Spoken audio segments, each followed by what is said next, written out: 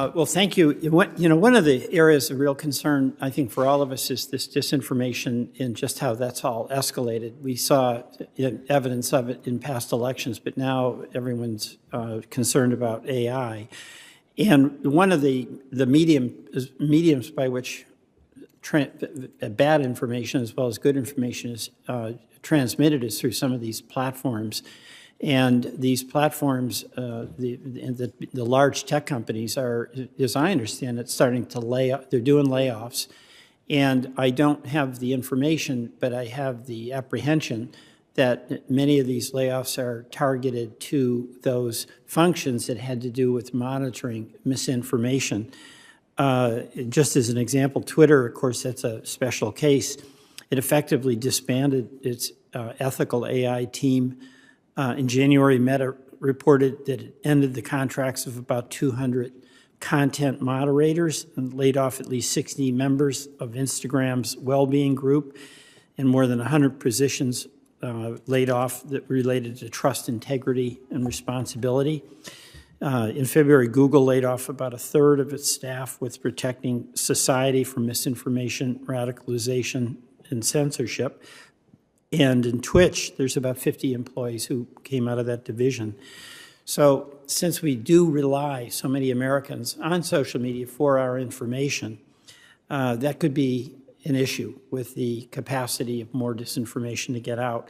So I'll start, Chairwoman McCormick, with you and ask you what kind of challenges have local election administrators seen with the spread of information, and is it a situation where the EAC can provide support or guidance to tech companies to combat misinformation?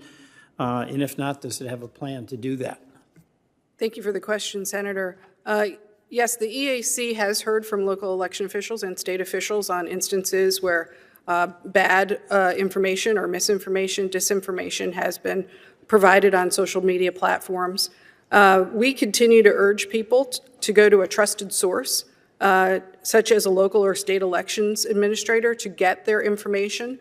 We also have started an internal AI working group. This is obviously a very new issue that's coming up, of great concern.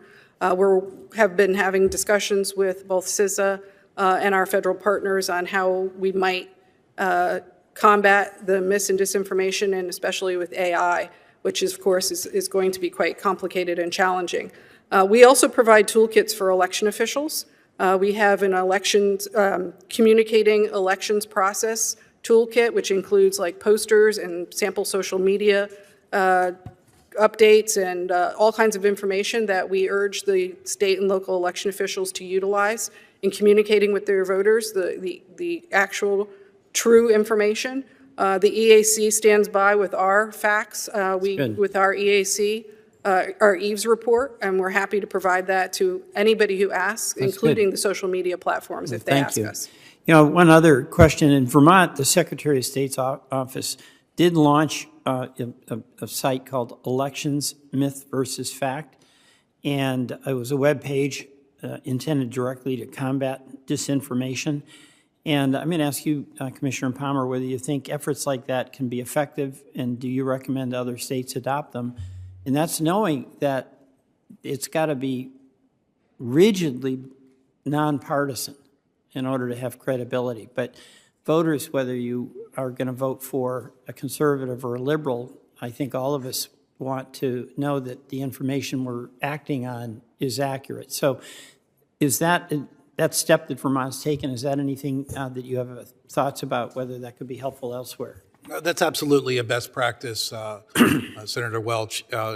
This goes back decades, where election officials, there's all types of rumors are out there or incorrect information. And so if you have a myth buster or a rumor buster, it's important that the election official provide the true information in a very nonpartisan, down the middle road, just the facts, ma'am.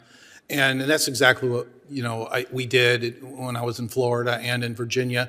And it's the same thing that the EAC does with our frequently asked questions, and sort of the issues that Chairwoman McCormick brought up is that, we are very much involved in the testing and standard development of voting systems and how those machines work. And so we provide the facts on our website. And we also answer questions from reporters and all types of groups that have questions about that process, including the public. And so we just do the best we can to propagate that message, sir. Okay, thank you very much. And I'd like to now yield to Senator Fisher.